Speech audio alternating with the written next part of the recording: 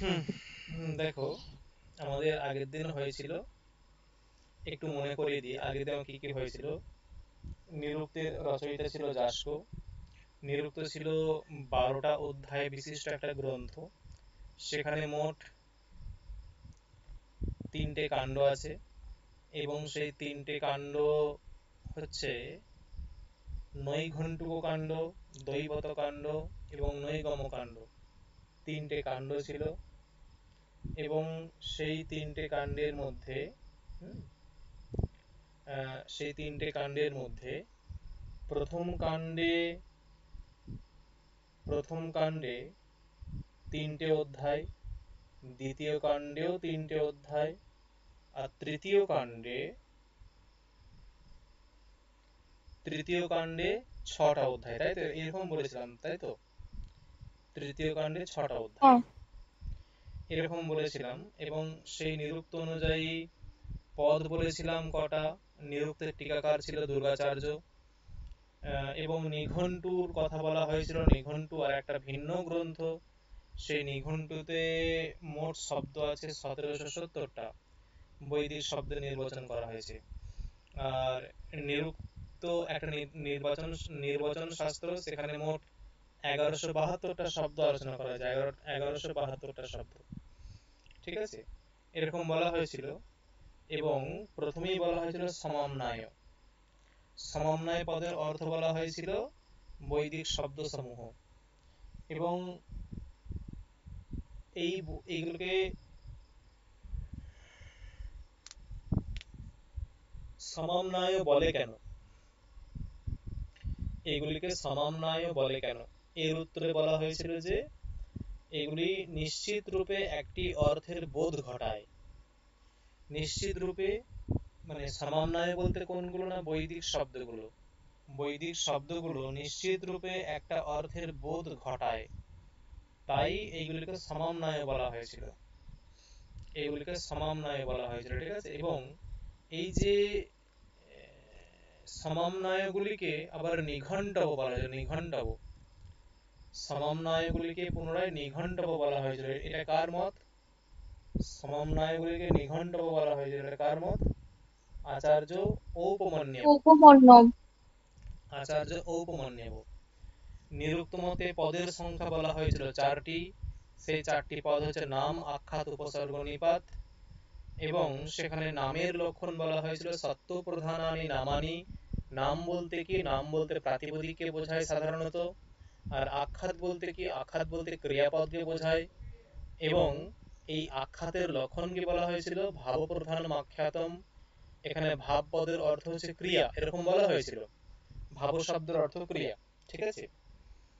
আর তারপরে একটা প্রসঙ্গ এসেছিল যে এই যে শব্দ বা বচন, এটা নিত্য না অনিত্য, ঠিক আছে? এই শব্দ বা বচন এটা নিত্য না অনিত্য, এই প্রসঙ্গে বলা হয়েছিল যে এটা একজন আচার্য তিনি উত্তর দিচ্ছেন যেটা যতক্ষণ আমাদের মুখের মধ্যে আছে ততক্ষণ নিত্য। যতক্ষণ আমাদের মুখের মধ্যে আছে ততক্ষণ নিত্য, মানে যতক্ষণ ওই শব্দটাকে আমরা উচ্চারণ করি, সেই বাকযন্ত্রের মাধ্যমে আমরা যতক্ষণ উচ্চারণ করি ততক্ষণ নিত্য। যখনই উচ্চারণ শেষ তখনই অনিত্য। যখনই উচ্চারণ শেষ তখনই অনিত্য, মানে ওটা আর কোনো কাজ নেই। এটা কার মত ছিল? এটা হচ্ছে আচার্য ঔদুম্বরায়ণ, ঠিক আছে? আচার্য ঔদুম্বরায়ণ, ইন্দ্রিয় নিত্যম বচনম, এটা কার মত? ঔদুম্বরায়ণ, ঠিক আছে? এরকম বলা হয়েছিল। এবং পরে এসেছিল ভাববিকার। ভাববিকার সম্বন্ধে কি বলা হয়েছিল? যে এই ভাববিকার 6টা। 6টা ভাববিকার, এটা কার মত? 6টা ভাববিকার এটা হচ্ছে বার্ষায়নী, তার মত। একজন আচার্য আছেন বার্ষায়নী, তার মতে ভাববিকার 6টা। এবং লাইনটা ছিল, দেখো, যে ষড ভাব বিকারা ভবন্তিতি বার্ষায়নী, ঠিক আছে? ষড ভাব বিকারা ভবন্তিতি বার্ষায়নী। কি কি সেগুলো? জায়তে অস্তি বিপরিণামতে বর্ধতে অপক্ষীয়তে বিনশ্যতি। জায়তে অস্তি বিপরিণামতে, জায়তে অস্তি বিপরিণামতে বর্ধতে অপক্ষীয়তে বিনশ্যতি। এবং এই যে 6টা ভাববিকার আমি বলেছিলাম এই ক্রমেই মুখস্থ করতে হবে। এর ক্রম যেন কোনো কারণে চেঞ্জ না হয়ে যায়, ঠিক আছে? এই ক্রমেই মুখস্থ করতে হবে, এই ক্রম যেন চেঞ্জ না হয়, এটা একটা গেল। এবং এত দূর পর্যন্তই হয়েছিল, ঠিক আছে?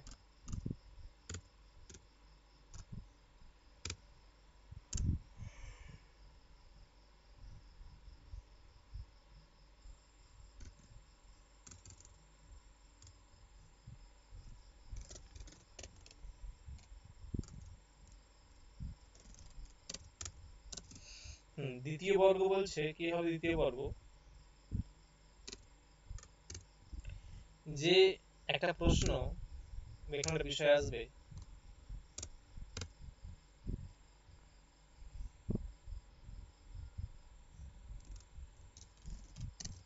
উপসর্গের অর্থ আছে কি নেই, এটা এখন একটা প্রশ্ন। উপসর্গের অর্থ আছে কি নেই, এই নিয়ে দুটো আচার্য মানে নিরুক্তকার কিছু বলেননি, মানে যাস্ক কিছু বলেননি, কিন্তু যাস্ক এই প্রসঙ্গে কোনো কিছু মত দেননি। কিন্তু এই প্রসঙ্গটা আলোচনা করতে গিয়ে আচার্য যাস্ক বা গ্রন্থকার তিনি অন্য দুজনের মত তিনি এখানে তুলে ধরেছেন, অন্য দুজন আচার্যের মত এখানে তুলে ধরেছেন, ঠিক আছে? তা সেই অন্য আচার্যের মধ্যে প্রথম আচার্য হচ্ছে শাকটায়ন। প্রথম আচার্য হলেন শাকটায়ন, ঠিক আছে?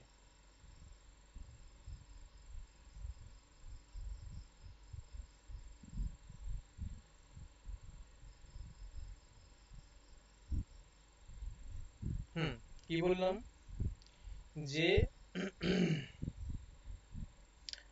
আহ, উম, হুম যে এই বিষয়ে প্রথমে কি বক্তব্য যে উম,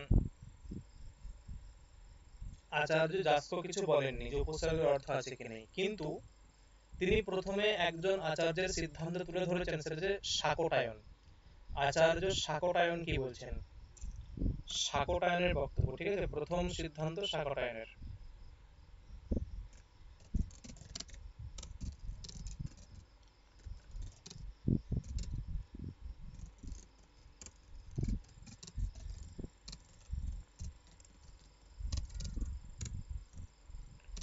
ননির্বদ্ধা উপসর্গাः অর্থাৎ নিরাহুরিতি শাকটায়নঃ। অর্থাৎ কি বক্তব্য, মানে উপসর্গগুলি, ঠিক আছে, উপসর্গগুলি ক্রিয়ার সঙ্গে যুক্ত হয়ে নিজস্ব অর্থ প্রকাশ করে না, অর্থাৎ উপসর্গগুলির নিজস্ব কোনো অর্থ নেই,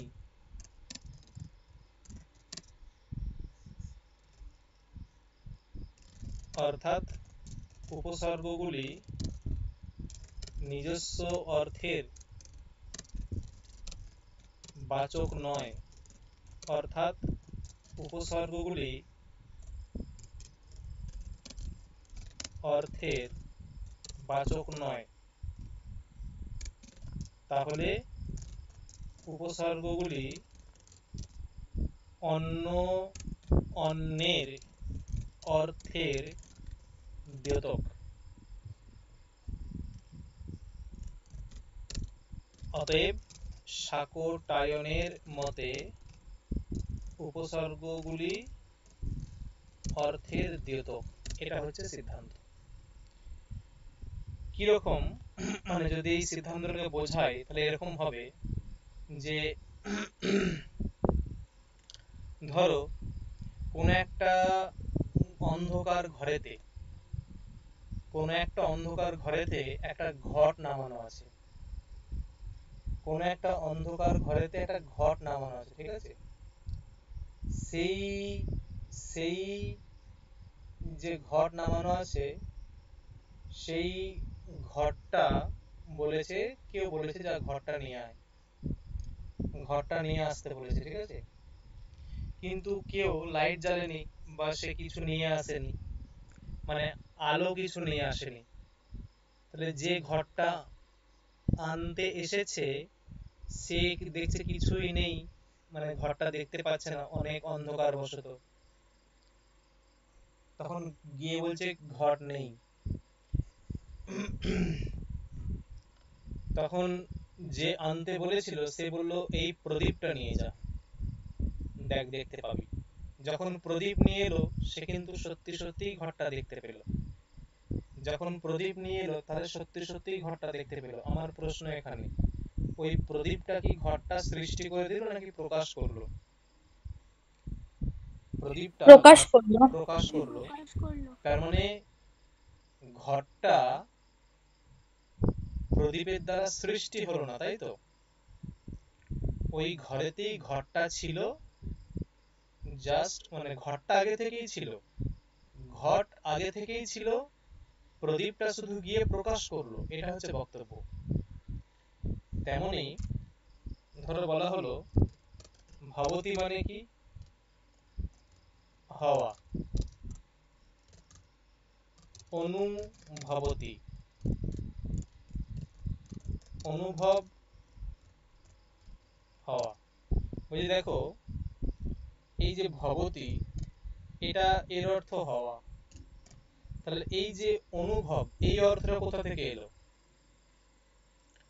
এখন কেউ কেউ বলতে পারে যে অনুভব রূপ অর্থটা হচ্ছে অনু, মানে হওয়া, এটা হলো ভবতীর নিজস্ব অর্থ, আর অনুভব রূপ অর্থ এটা হচ্ছে অনুর অর্থ।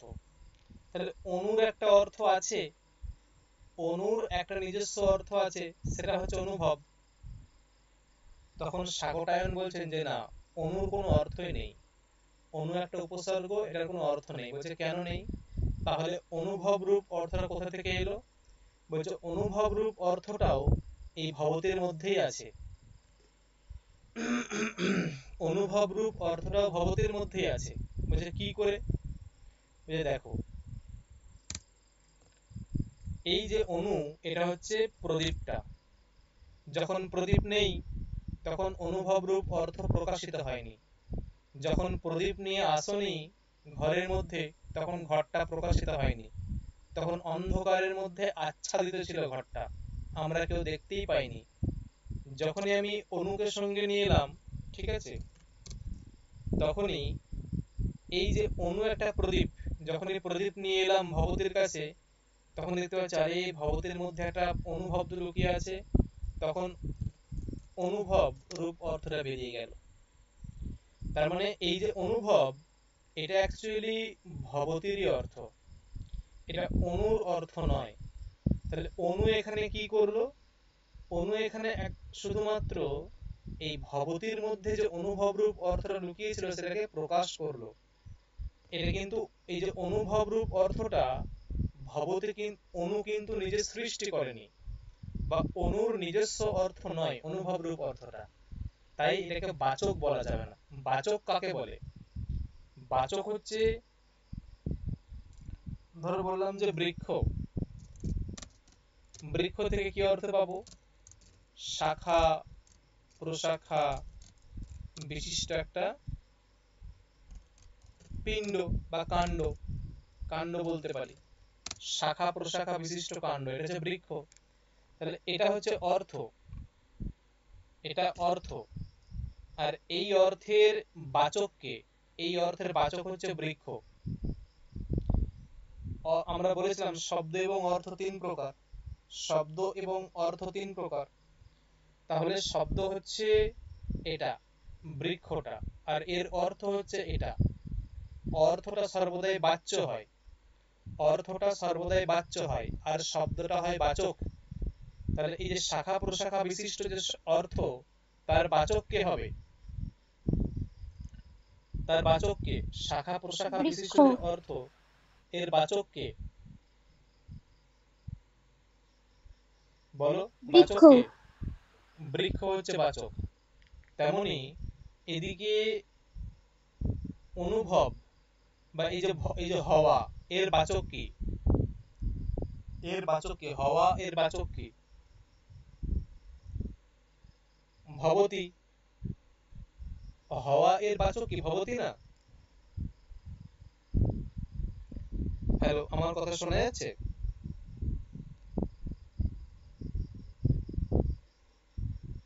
আমার কথা শোনা যাচ্ছে? হ্যালো,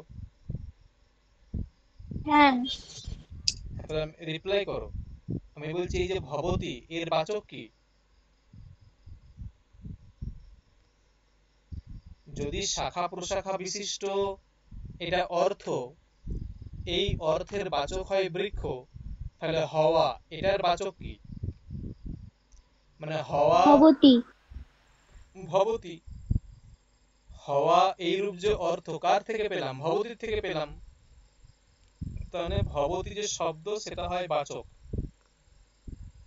শাকটায়ন বলছেন এই যে অনুভব রূপ যে অর্থ, এর বাচক অনু হতে পারে না। এর বাচক অনু হতে পারে না, মানে অনু বাচক নয়। অতএব কোনো উপসর্গই নিজস্ব অর্থের বাচক হয় না। তার মানে কোনো উপসর্গ নিজস্ব অর্থের বাচক হয় না। তার মানে কি? উপসর্গগুলির নিজস্ব কোনো অর্থ নেই। এটা কার মত? এটা হচ্ছে শাকটায়নের মত। উপসর্গগুলির নিজস্ব কোনো অর্থ নেই, এটা কার মত? এটা শাকটায়নের মত। উপসর্গগুলির নিজস্ব কোনো অর্থ নেই। কি বললাম, বোঝা গেল? তাহলে উপসর্গগুলো কি? উপসর্গগুলো দ্যোতক, অন্যের অর্থকে প্রকাশিত করে। দ্যোতক মানে প্রকাশিত করা, অন্যের অর্থকে প্রকাশ করা। এইটা মাথায় রাখবে। ননির্বদ্ধাঃ উপসর্গাঃ অর্থান্নিরাহৈতি শাকটায়নঃ, এগুলো মাথায় রাখবে, ঠিক আছে? কার মত? শাকটায়নের মত। পরক্ষণেই বলছে গার্গ। পরবর্তী সিদ্ধান্ত দেখো, উচ্চাবাচাঃ পদার্থাঃ ভবন্তি ইতি গার্গ।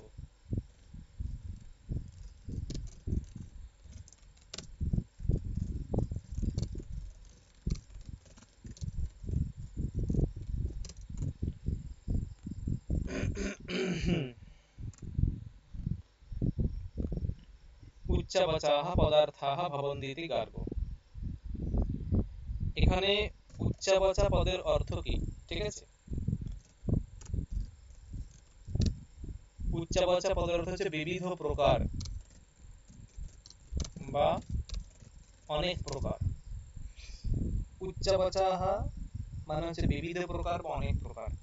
পদার্থাঃ, পদার্থ মানে পদের অর্থ পদার্থ। পদের অর্থ পদার্থ। দেখো, নিরুক্তকারের মতে মানে যাস্কের মতে উপসর্গ একটা পদ, হ্যাঁ কি না? যাস্কের মতে উপসর্গ পদ, হ্যাঁ কি না? ভেবে দেখো, উপসর্গ পদ। যাস্কের মতে উপসর্গ দেখো পদ, পদ না উপসর্গ? হ্যাঁ।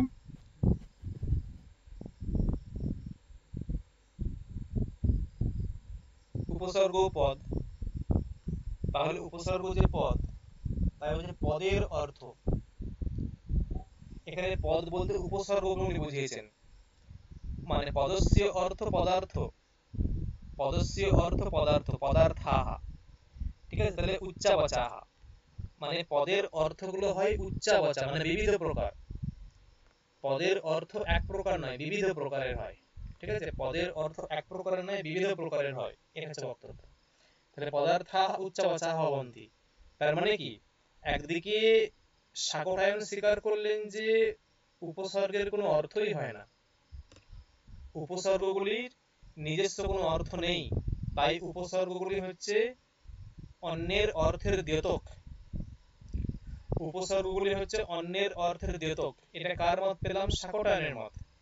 কিন্তু এখানে গার্গ কি বলছেন? গার্গ বলছেন যে উপসর্গগুলি, উপসর্গগুলির নিজস্ব অর্থ তো আছেই, উপসর্গগুলির নিজস্ব অর্থ আছেই, এবং একরকম নয়, অনেক রকমের অর্থ আছে। মানে একটা উপসর্গেরই অনেক অনেক অর্থ হয়, একরকম অর্থ হয় না।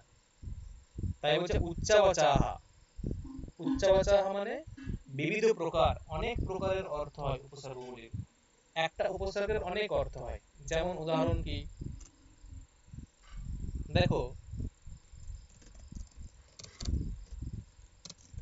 অনুভবতি, এখানে ভবতি মানে হওয়া, আর অনু বলতে এখানে অনুভব, মানে গার্গের মতে এই যে অনুভব রূপ অর্থটা, এটা অনুর নিজস্ব অর্থ। অনুভব রূপ অর্থটা অনুর নিজস্ব অর্থ। তার মানে কি, অনুর একটা নিজস্ব অর্থ আছে। অনু একটা উপসর্গ, অনু একটা উপসর্গ, এই উপসর্গের নিজস্ব অর্থ আছে। অনু একটা উপসর্গ, এই উপসর্গের নিজস্ব অর্থ আছে, ঠিক আছে। এবং ধরো বলা হলো যে অনুগচ্ছতি, এখানে গচ্ছতি মানে কি, গচ্ছতি মানে যাওয়া, আর অনু মানে পশ্চাৎ। দেখো ওই একই অনু, কিন্তু এই অনুর কিন্তু অর্থ চেঞ্জ হয়ে গেল। অনু কিন্তু একই, কিন্তু অর্থ চেঞ্জ। ধরো আবার যদি বলা হয় যে অনুকরতি,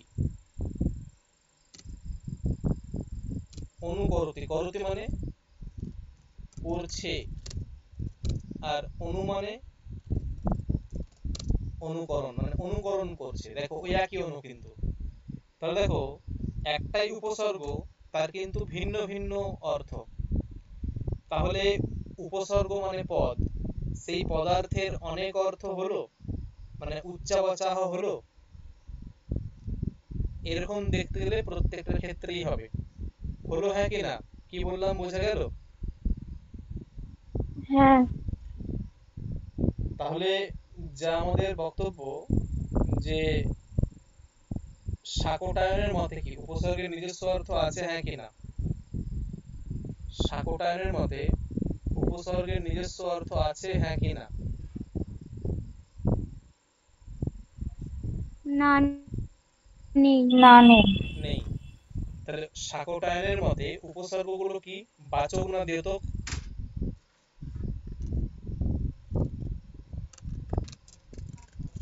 দ্যোতক। দ্যোতক।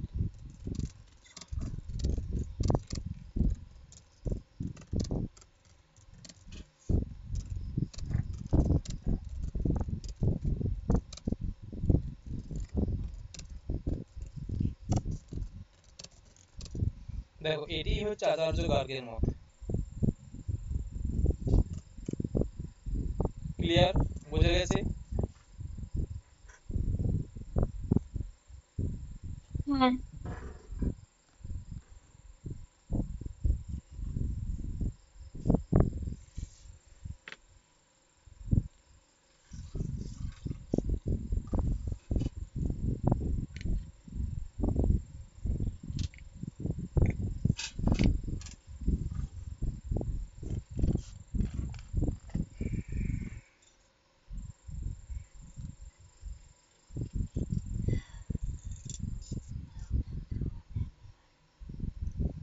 হুম। দেখো এইখানে সমস্ত উপসর্গগুলো আছে, ঠিক আছে। এখানে সব উপসর্গগুলো আছে, এবং কোন উপসর্গের কি অর্থ এইখানে একটা লিস্ট করতে হবে। কোন উপসর্গের কি অর্থ, এটা লিস্ট করতে হবে। এবং এই লিস্ট করে, মানে প্রতিলোম অর্থে কোনগুলো হবে, প্রতিলোম অর্থে কোনগুলো হবে, অনেকগুলো পূজা অর্থে আছে, অভিমুখ অর্থে আছে, এইরকম এখানে আছে, ঠিক আছে। এইগুলো করে আমি দেব। আর যদি এখনই করতে বলে এখনই করে দিতে পারবো, কিন্তু একটু টাইম লাগবে, 2 মিনিট 3 মিনিট টাইম লাগবে।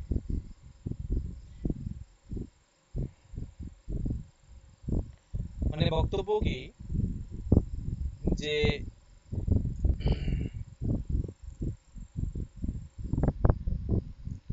এখানে একদিকে লিখতে হবে উপসর্গ, আর একদিকে লিখতে হবে অর্থ, ঠিক আছে।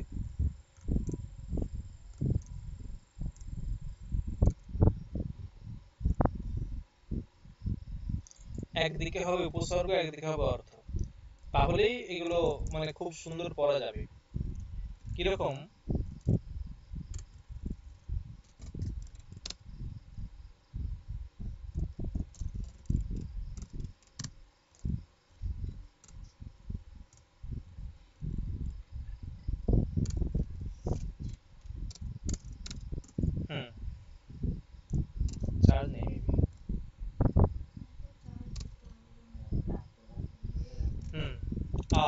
আয়ের অর্থ কি?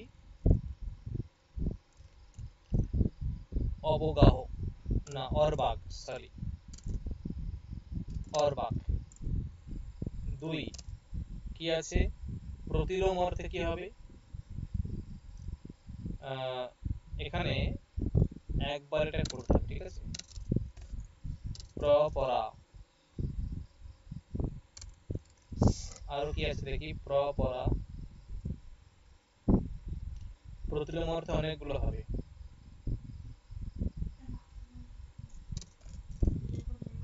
প্রতি, নির, দূর,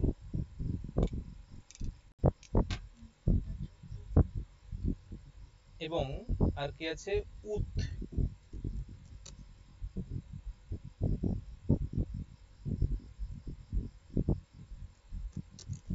বি অপ, এবং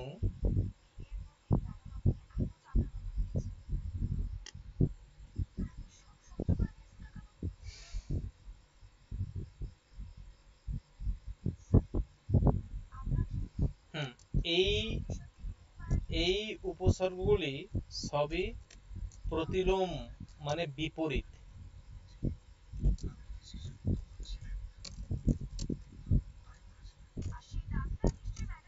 ঠিক আছে? বিপরীত অর্থে প্রযুক্ত হয়। কি বললাম? প্রতিলোম বা বিপরীত অর্থে প্রযুক্ত হয় এগুলো, ঠিক আছে? একটু আসতে দাও। তাহলে কি বললাম? যে এই যে প্র, পরা, প্রতি, নির, দূর, উত, বি, অপ, এই সব উপসর্গগুলোর অর্থ হচ্ছে প্রতিলোম। এগুলো প্রতিলোম অর্থে প্রয়োগ হয়। এবং দেখো আর কি আছে?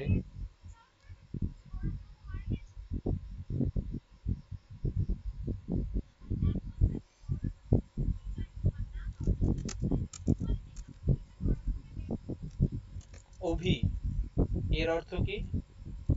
না আভিমুখ্য, এই অর্থে প্রযুক্ত হয়। আর 3 হচ্ছে পূজা,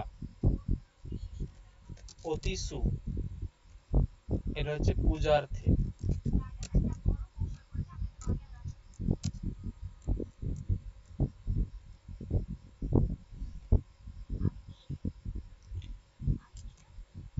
নি অব, ঠিক আছে? অব, এই দুটো হয় বিনিগ্রহার্থে, বিনিগ্রহার্থে। এবং আর কি আছে? একই ভাব, সম।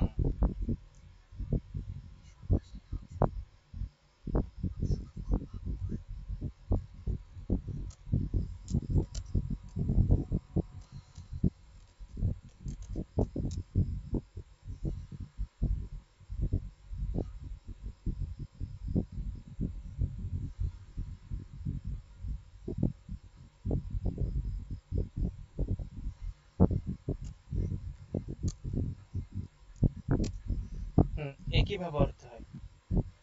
আর আছে এদিকে অনু,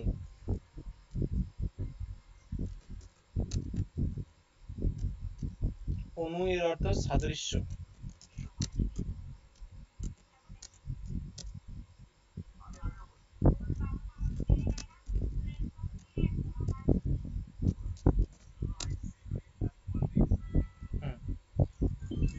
আরেকটা হচ্ছে আছে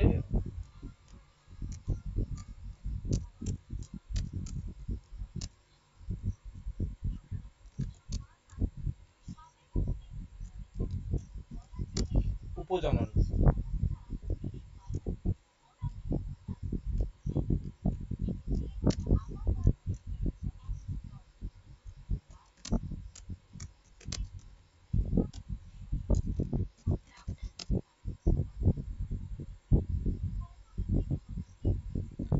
তাহলে এই হচ্ছে উপসর্গের অর্থ, ঠিক আছে? এই উপসর্গগুলি এই উপসর্গগুলি এই অর্থে, এখানে একটা আছে অধি। অধি কোন অর্থে প্রযুক্ত হয় না? অধি হচ্ছে দেখো আছে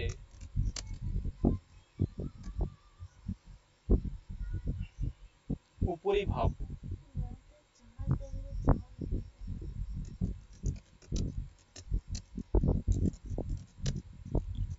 এই দুটো অর্থে প্রযুক্ত হয়, উপরিভাব অর্থে প্রযুক্ত হয়। ঠিক আছে, তাহলে এইগুলো কিন্তু মুখস্থ করতে হবে যে কোন উপসর্গটা কোন অর্থে প্রযুক্ত হয়, কোন উপসর্গটা কোন অর্থে প্রযুক্ত হয়, এগুলো কিন্তু মুখস্থ রাখতে হবে। ঠিক আছে, এখন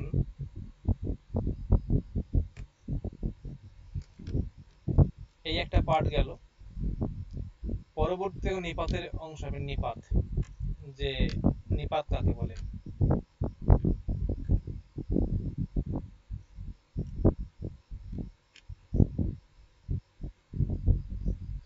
হুম, নিপাত কাকে বলে তার অর্থ বলছে যে উচ্চাবচেষু অর্থেষু নিপতন্তিতি নিপাতাঃ।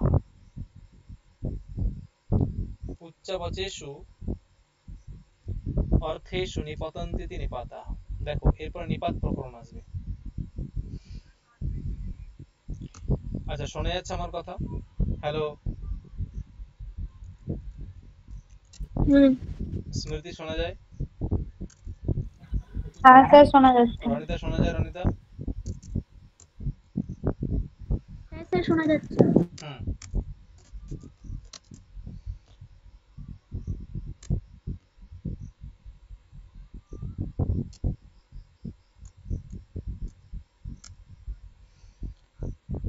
অর্থ কি না, অর্থ হচ্ছে নিপাতের লক্ষণ। উচ্চাবচেষু অর্থেষু নিপতন্তিতি নিপাতাঃ। উচ্চাবচেষু অর্থেষু নিপতন্তি। উচ্চাবচ মানে কি বললাম আগের বার? উচ্চাবচ বিবিধ পদের, প্রকার হ্যাঁ, বা অনেক প্রকার। অনেক বিবিধ প্রকার। প্রকার বা অনেক প্রকার। হ্যাঁ, উচ্চাবচ মানে হচ্ছে বিবিধ প্রকার বা অনেক প্রকার। তাহলে এখানে উচ্চাবচেষু এর অর্থ হচ্ছে যে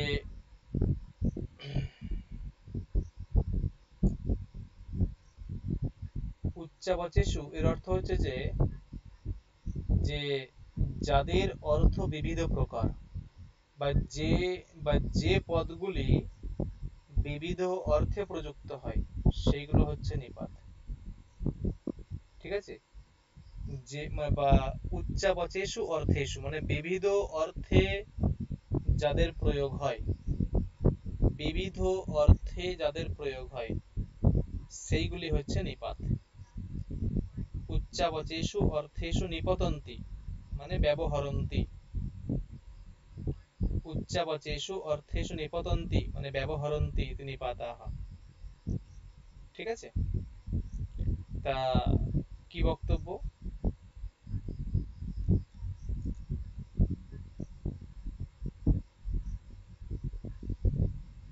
হুম, তাহলে এই ক্ষেত্রে কি অনু উপসর্গটাকে নিপাত বলা যায়? না এইগুলো কারণ অনুটা আলাদা। বিভিন্ন পদে না এইগুলো আচ্ছা। আলাদা। মানে নিপাত একটা প্রকরণ আছে। ঠিক আছে, মানে নিপাত একটা গণ আছে বলতে পারো, ওই গণে যেগুলো পাঠ হবে সেইগুলোই নিপাত। মানে ওইগুলো তো চিহ্নিত হয়ে গেছে, ওইগুলো উপসর্গ। মানে যাদের কথা বলা হলো ওইগুলো চিহ্নিত হয়ে গেছে, ওইগুলো উপসর্গ। ঠিক আছে, উপসর্গ ভিন্ন, উপসর্গ ভিন্ন, আচ্ছা। মানে উপসর্গ ভিন্ন হবে কিন্তু একাধিক অর্থে প্রযুক্ত হবে। কি বললাম বোঝা গেল? উপসর্গ থেকে ভিন্ন হবে কিন্তু একাধিক অর্থে প্রযুক্ত হবে, সেইগুলোকে বলা হবে কি না, সেইগুলোকে বলা হবে নিপাত। উপসর্গ থেকে ভিন্ন হবে কিন্তু ভিন্ন অর্থে প্রযুক্ত হবে। হুম, তাহলে অর্থ কি হবে না, অর্থ হচ্ছে উপসর্গ থেকে ভিন্ন কিন্তু বিবিধ অর্থে যেগুলি প্রযুক্ত হয় তাদের নিপাত বলে। ঠিক আছে, এটা নিপাতের লক্ষণ। এই নিপাত তিন প্রকার। নিপাতের ভেদ কি কি? উপমার্থক নিপাত, ঠিক আছে, মানে এক।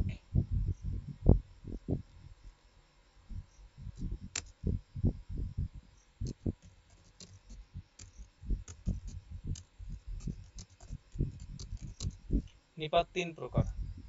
দুই হচ্ছে কর্মোপসংগ্রহার্থক নিপাত, তিন হলো পদপূরণার্থক নিপাত। এই নিপাত হচ্ছে তিন প্রকার। নিপাত হলো তিন প্রকার, ঠিক আছে?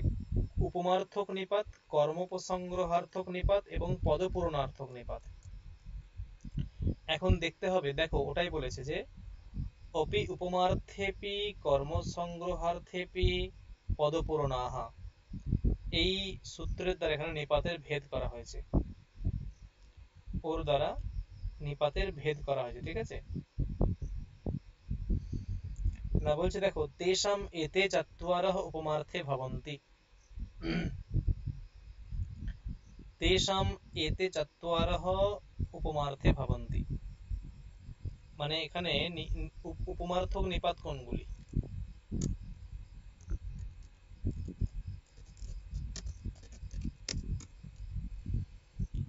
উপমার্থক নিপাত চারটি, ঠিক আছে?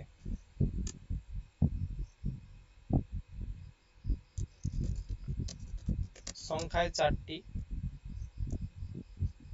কি কি? ন, নু, ইবো, চিত, এই চারটে। তাহলে উপমার্থক নিপাত হচ্ছে এই চারটে।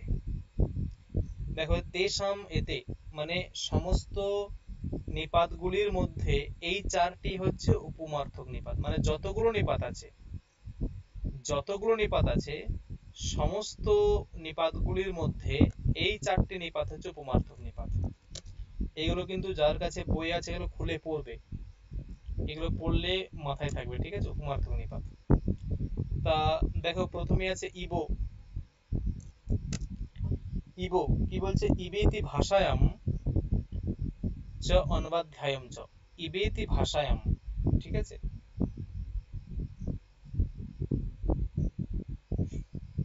মানে ইবেতি ভাষায়াম চান্বোধ্যায়ন চ, এর মানে কি? অর্থ হচ্ছে ইবো এই নিপাতটি ভাষা, ভাষায়াম অর্থাৎ লৌকিক ব্যবহারে, অনবোধ্যায়ন চ অর্থাৎ বৈদিক ব্যবহারে, উভয়ত্রই উপমার্থে ব্যবহার হয়। মানে ইবো শব্দটা বেদেও উপমার্থে প্রয়োগ হয় আর লোকে উপমার্থে প্রয়োগ হয়। কি বললাম? ইবো শব্দটা বা ইবো এই নিপাতটা বেদে উপমার্থে হয়, আবার লৌকিক শাস্ত্রেতে উপমার্থে হয়।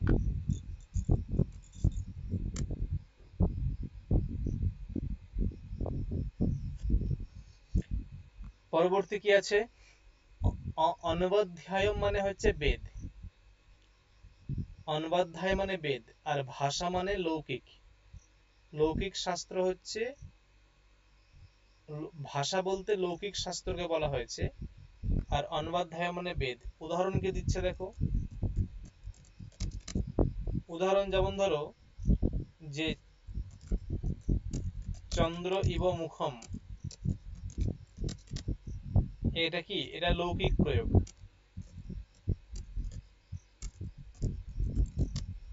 এই যে ইবোটা, এখানে ইবোর অর্থ কি? ইবোর অর্থ উপমা, ইবোটা এখানে সাদৃশ্য অর্থে প্রয়োগ হয়েছে। আর যদি বলা হয় যে বৈদিক উদাহরণ কি হবে, দেখো দিয়েছে অগ্নি রিবেন্দ্র কি বৈতি, মানে এটা কি হবে? ভাঙলে কি হবে?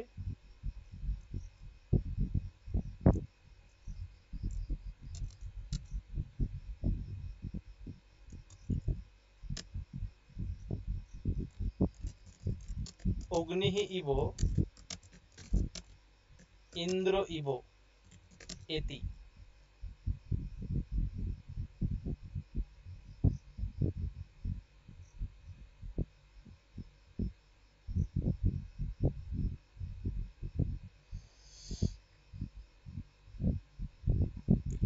এতি নয়,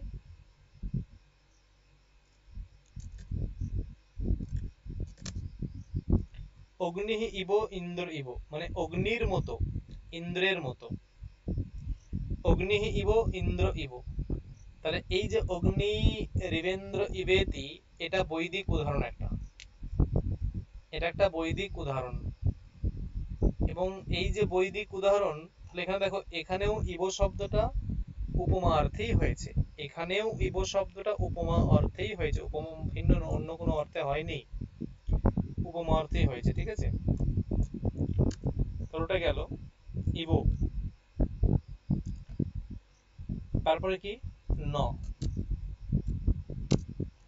ন কি বলছে দেখো, যে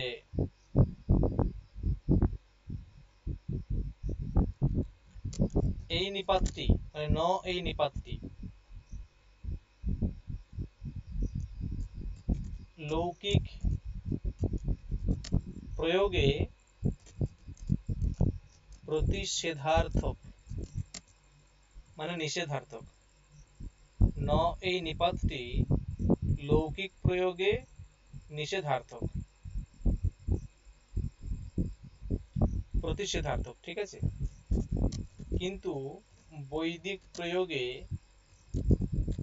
নিষেধার্থকও হয়, আবার উপমার্থকও হয়। কারণ এই যে বলেছে যে ননু ইবচিত, এই চারটে উপসর্গের অর্থই কিন্তু উপমার্থে হয়। উপসর্গ বলছে নিপাত, ননু ইবচিত, এই যে চারটি নিপাত আছে, এই চারটি নিপাতে কিন্তু উপমার্থে হয়। আবার কোথাও কোথাও উপমার্থক ভিন্ন অন্য অর্থেও হয়, কোথাও কোথাও উপমার্থক ভিন্ন অন্য অর্থেও হয়, ঠিক আছে। তাহলে কি বললাম,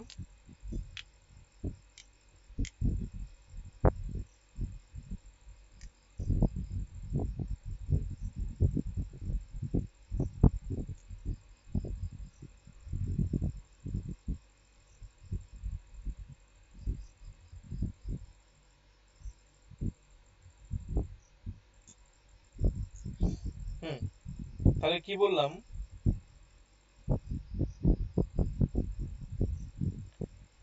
এই যে ন এই নিপাতটা, এটা যেমন প্রতিষেধার্থক হয়, মানে নিষেধার্থক হয়, আবার বৈদিকেতে উপমার্থকও হয় বা নিষেধার্থকও হয়। তাই দেখো বলছে যে ন ইতি প্রতিষেধার্থীয় ভাষায়াম, ভাষায়াম মানে লৌকিক প্রয়োগে, আর উভয়ম, উভয়ম মানে প্রতিষেধার্থক প্লাস উপমার্থক। কোথায় সেটা, অনবাধ্যায়ম মানে বেদে। তা উদাহরণ কি দিচ্ছে দেখো,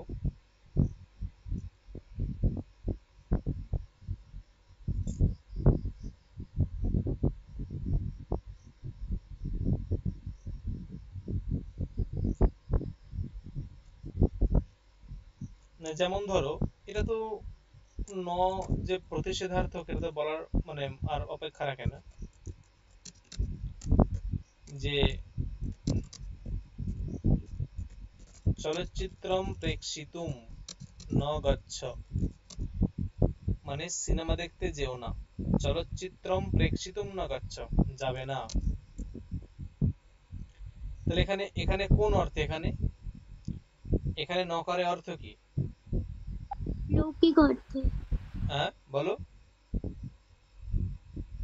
লৌকিক অর্থে প্রয়োগ হয়েছে, নিষেধার্থক। নিষেধার্থে হয়েছে এখানে।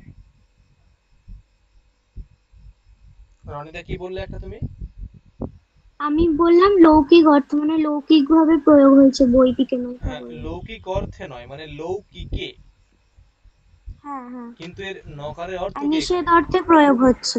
নিষেধার্থে। এখানে নকারের হচ্ছে, নকারটা হচ্ছে নিষেধার্থক, এখানে নকারটা নিষেধার্থে প্রয়োগ হয়েছে, ঠিক আছে, নিষেধার্থে নকার প্রয়োগ হয়েছে। ধরো আবার এমন কিছু কিছু পাওয়া যাবে যেখানে দেখো উপমার্থক হয়ে যাবে।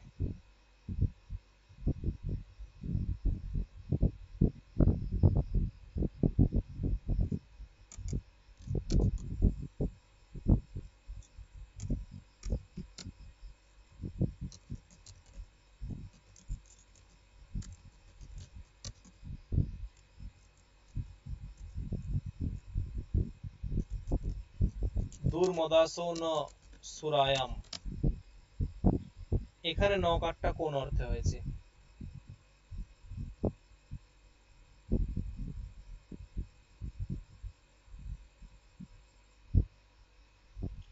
এখানে ন উপমার্থে? ইতি উপমার্থে, হুম।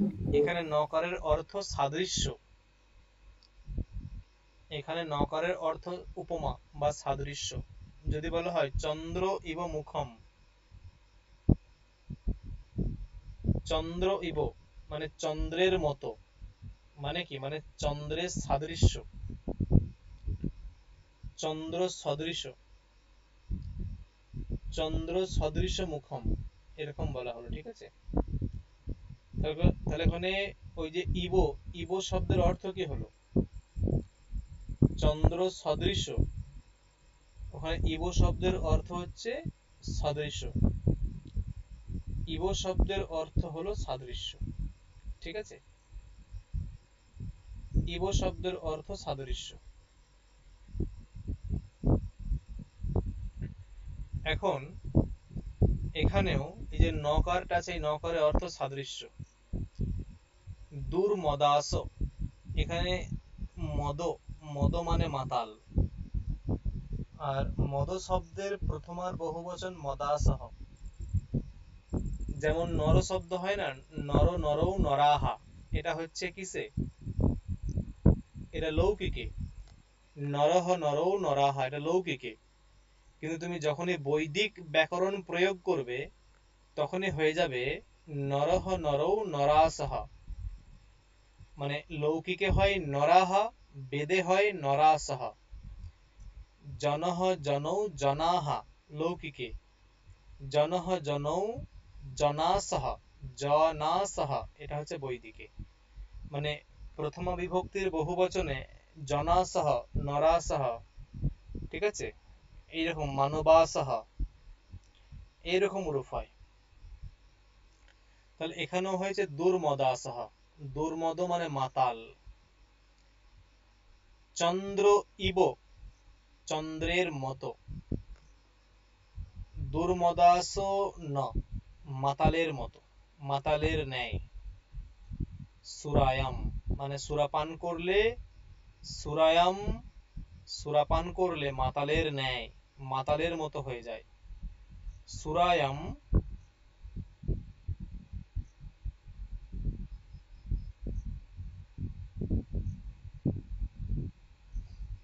দেখো বোঝা গেল, এখানে নকারের অর্থ থেকে সুরায়াম, এই উদাহরণটা মাথায় রাখবে, ঠিক আছে। এই উদাহরণগুলো মাথায় রাখবে, এখান থেকে প্রশ্ন দিয়ে দেয় যে দুর্মদাসৌ না সুরায়াম নকারস্য কহ অর্থঃ, দুর্মদাসৌ না সুরায়াম এখানে নকারস্য কহ অর্থঃ। তখন সাধারণভাবে সবাই দেখে ভাববে যে এখানে নিষেধ বা প্রতিষেধ, কিন্তু এখানে নিষেধ নেই, এখানে এখানে হচ্ছে উপমা। বোঝা গেল? বোঝা গেছে হ্যাঁ কিনা?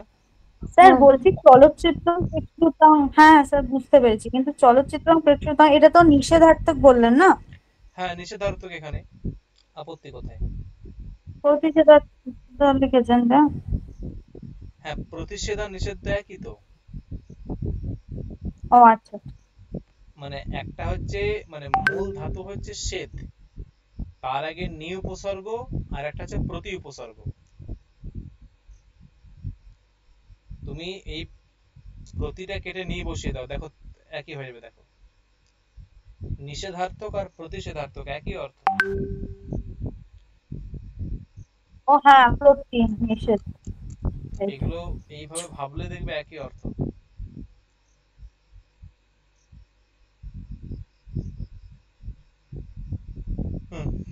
দেখো পরবর্তী, তাহলে আমাদের কটা হলো? ইবো ন,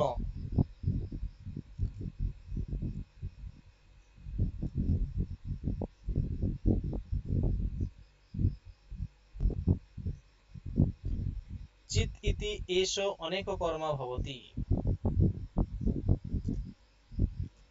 চিদিত্যেষঃ।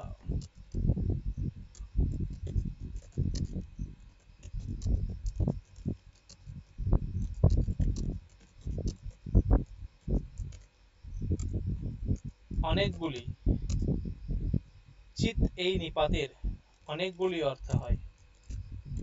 মানে চিত এমনি হচ্ছে উপমার্থীয়, তাই তো? চিত এটা নরমালি কোন অর্থে? উপমার্থে প্রয়োগ হয়, কারণ উপমার্থে যে চারটে প্রয়োগ হয় তার মধ্যে চিত একটা। উপমার্থে যে চারটে প্রয়োগ হয় তার মধ্যে চিত একটা। তাহলে চিতের এমনি অর্থ কি উপমা? চিতের এমনি অর্থ উপমা, ঠিক আছে? আর এদিকে চিতের যে এমনি অর্থ উপমা, আর অন্যদিকে হচ্ছে তোমার, তাহলে এর কিন্তু চিতের ওই উপমা ছাড়া আরো কিছু অর্থ আছে। চিতের উপমা ছাড়া আরো কিছু অর্থ আছে, ওটা এখানে বলছে। চিত ইতি অনেক কর্মা, এখানে কর্ম শব্দের অর্থ অর্থ। এই যে কর্ম, এই কর্ম শব্দের অর্থ হলো অর্থ, মানে অনেক অর্থা। চিত ইতি অনেক অর্থা, মানে চিত এটার অনেকগুলি অর্থ হয়, ঠিক আছে? চিত ইতি অনেক অর্থা ভবতি। না কি বলছে দেখো, প্রথমটা বলছে, উদাহরণ দিচ্ছে।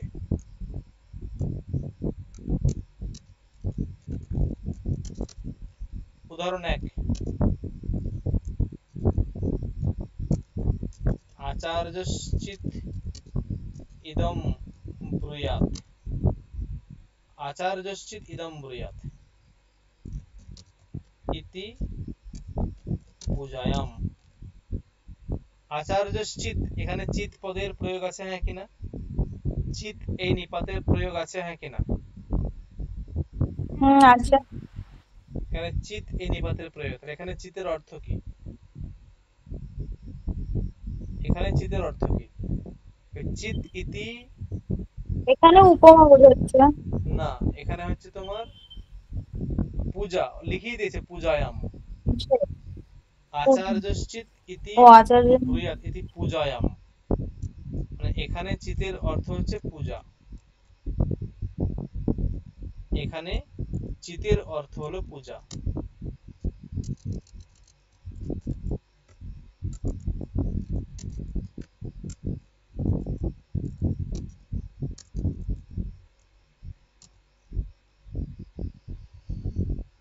হুম,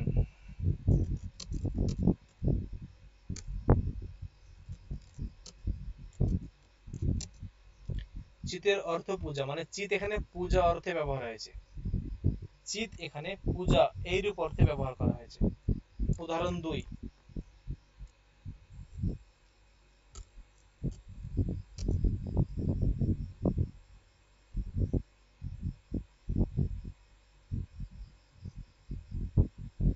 হুম, উদাহরণ 2 কি হবে?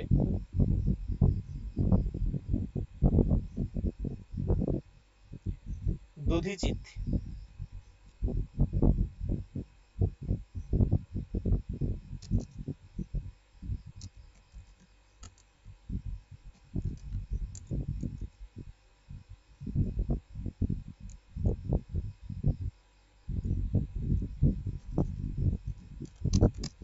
দধিচিত, এখানে চিত শব্দের প্রয়োগ আছে, এখানে চিত শব্দটা হচ্ছে উপমার্থে। দধিচিত মানে দধির তুল্য, দধির মতো বা দধির সাদৃশ্য, দধির মতো। তাহলে এই যে দধিচিত, এখানে দধির মতো, এখানে মতো এই অর্থটা পেয়ে গেলাম, কিন্তু চিতের অর্থ কি? তাহলে চিতের অর্থ সাদৃশ্য, এখানে চিতের অর্থ সাদৃশ্য বা পূজা।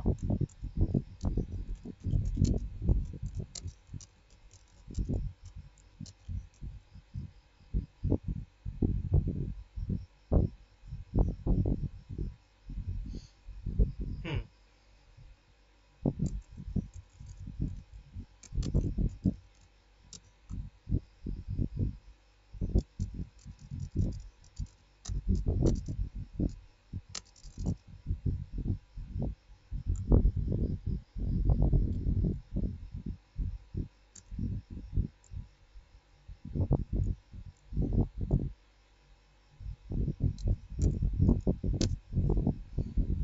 মানে এটা 3 নম্বর হবে। গিয়ে দেখো যে কুলমাসাংশিত আহর,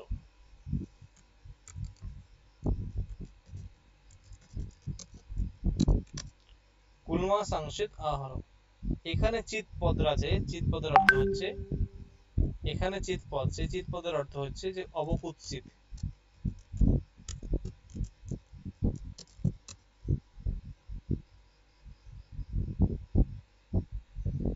মানে কুৎসিত, কুৎসিত অর্থে প্রয়োগ হয়।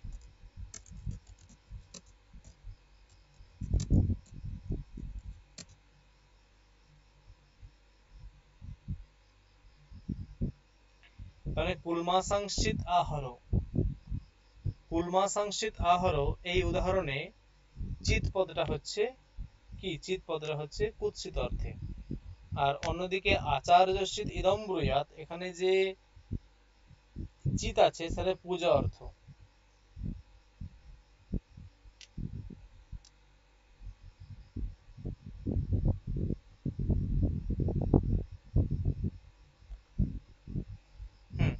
দেখো তাহলে এখানে চিতের অর্থ কি, কুৎসিত বা অবকুৎসিত বলে দিতে পারি। তাহলে চিতের এমনি, চিত এমনি কোন অর্থে হয়? চিত হয় নরমালি উপমার্থে, কিন্তু উপমা ভিন্ন আরো কয়েকটা অর্থ আছে, সেগুলো আমরা দেখলাম। একটা হচ্ছে অবকুৎসিত আর একটা হচ্ছে পূজা।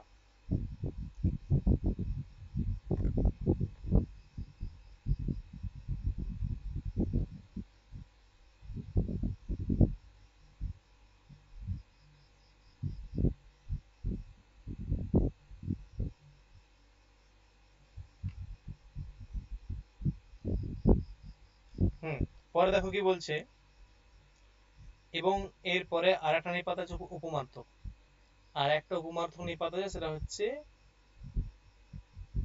নু। দেখো প্রথমেই পেজের প্রথমেই লিখছে নু ইতি এষঃ অনেক কর্মা ভবতি,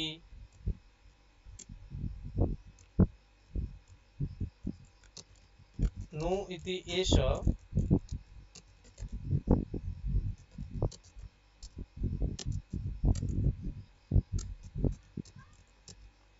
নু ইতি এষঃ অনেক কর্মা ভবতি। তার মানে এখানে নু এরও অনেকগুলো অর্থ আছে। এই যে নু এরও অনেকগুলো অর্থ আছে এবং প্রত্যেকটা অর্থে ভিন্ন ভিন্ন অর্থ প্রকাশ করে। যেমন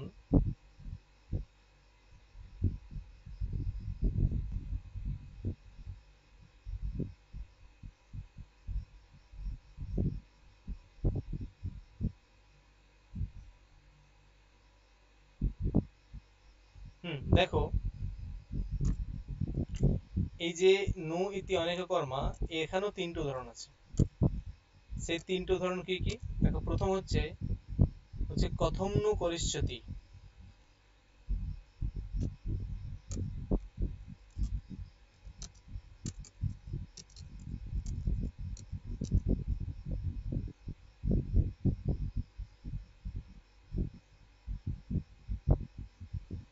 কথম নু করিষ্যতি, এটা হচ্ছে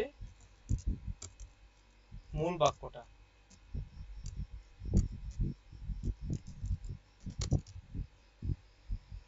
মানে কেউ একজন কাউকে দেখিয়ে, হয়তো রাম শ্যামকে বলেছিল আশ্রমের এই কাজগুলো করতে।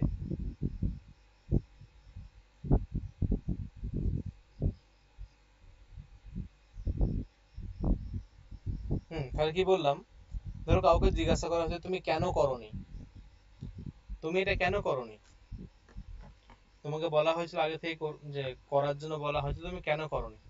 তাহলে ওটাই দেখো যে কেন, মানে প্রশ্ন, এই যে প্রশ্ন সেটাই হচ্ছে এখানে প্রকাশিত হয় যে নু, কথম নু করিষ্যতি, তুমি কেন করনি, কথম নু করিষ্যতি, কেন করনি। তাহলে এখানে এই যে কেন, এটা হচ্ছে জিজ্ঞাসামূলক।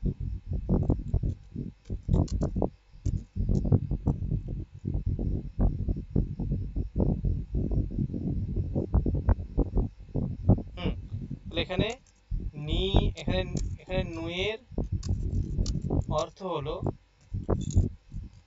অনুপ্রশ্ন, দুই হচ্ছে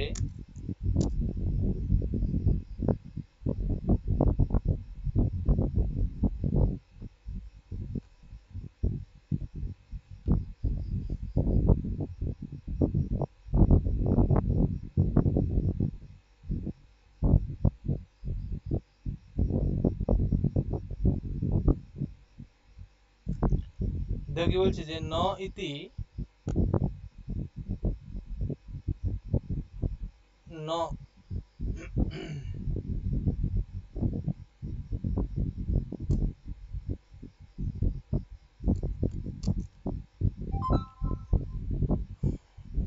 নু তু এতৎ অকার্ষিত, এটা হচ্ছে মূল বাক্যটা, ভাঙলে হবে নতু এতৎ অকার্ষিত, এটা সন্ধি হয়ে এরকম হয়েছে নতু এতৎ অকার্ষিত। মানে এই যে নু, এর এখানে অর্থ কি, এই নু এর অর্থ কি?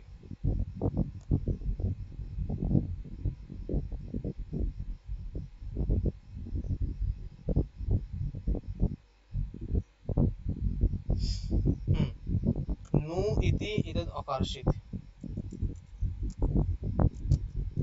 দেখো কি বলছে এখানে,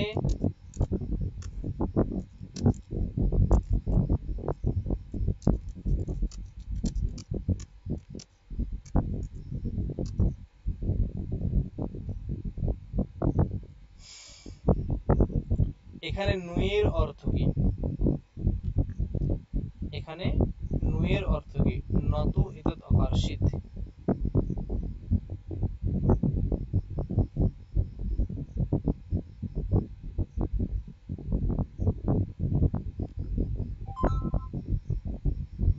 এটাও এখানে ওই প্রশ্ন অর্থেই হবে, অনুপ্রশ্ন। এটাও এখানে অনুপ্রশ্ন অর্থেই হবে, ঠিক আছে।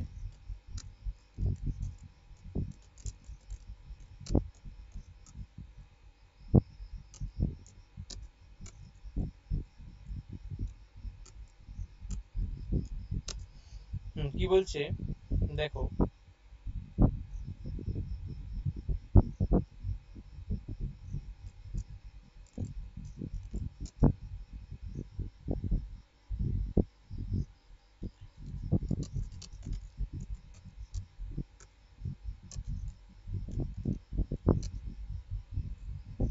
বৃক্ষস্য নু তে পুরোহুত বয়াঃ, বৃক্ষস্য নু তে পুরোহুত বয়াঃ, এই যে নু, এর অর্থ কি? নু এর একটা অর্থ আছে, এর অর্থ কি এখানে? এখানে উপমা।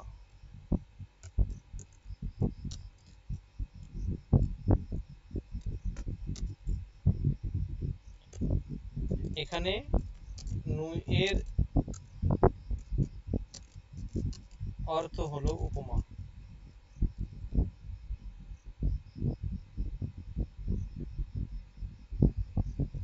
এখানে নু এর অর্থ উপমা, ঠিক আছে। আর একটা তাহলে কি হলো,